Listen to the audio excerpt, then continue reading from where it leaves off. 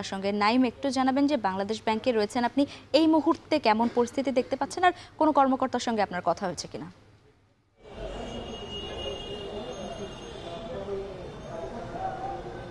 জি, লাইবা যেমনটি বলেছিলেন যে গতকালকে কিন্তু বিদায়ী governor doctor Ahsan H Mansur এখান থেকে চলে যাওয়ার পরেই কিন্তু অস্থিরতা বিরাজ করছিল বাংলাদেশ ব্যাংকে। সেটি কিন্তু বাংলাদেশ ব্যাংকের রাত নাগাদ পর্যন্ত চলেছিল। সেক্ষেত্রে কিন্তু 4 জন পরিচালক এবং 1 জন উপপরিচালককে কিন্তু বদলি করা হয়েছে এবং এর আগে যে 3 জনকে বদলি করে দেশের বিভিন্ন প্রান্তে দেওয়া হয়েছিল তাদের বদলি আদেশ প্রত্যাহার করে নেওয়া হয়েছে।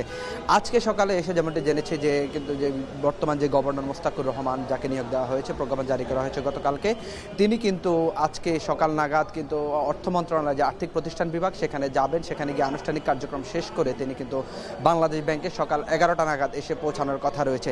এরপরে কিন্তু তিনি তার যে নির্দিষ্ট অফিস রয়েছে সেখানে কিন্তু অফিস করবেন, এমনটি আমরা কিন্তু কর্মকর্তাদের কাছ থেকে জানতে পেরেছি।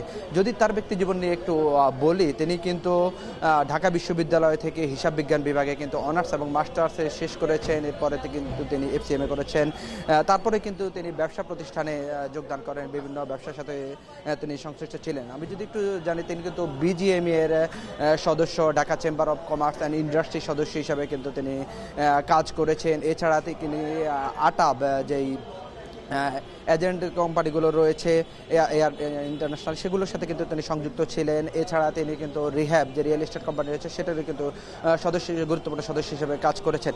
আজকে তিনি এখানে এসে অফিস করবেন। এর আগে তিনি যেমনটি জানিয়েছিলেন গণমাধ্যমের সাথে কিন্তু তার মুঠোফোনে কথা হয়েছিল, তিনি যেমনটি বলেছেন তার কিন্তু প্রথম দায়িত্বই হবে কিন্তু যে ঋণ এর যে সুধার, সেই সুধার কিন্তু 9-6 দিকে নিয়ে যাওয়ার একটা ইঙ্গিত তিনি দিয়েছেন এবং ব্যবসা প্রতিষ্ঠানে কিন্তু দীর্ঘদিন ধরে অস্থিরতা বিরাজ করছে, সেই অস্থিরতা কাটানোর জন্য তিনি কাজ করবেন বলে আমরা জানতে পেরেছি। তো এই ছিল আমার কাছে বাংলাদেশ ব্যাংকের সর্বশেষ তথ্য। সহকর্মী নাইম কামাল যুক্ত ছিলেন বাংলাদেশ ব্যাংক থেকে।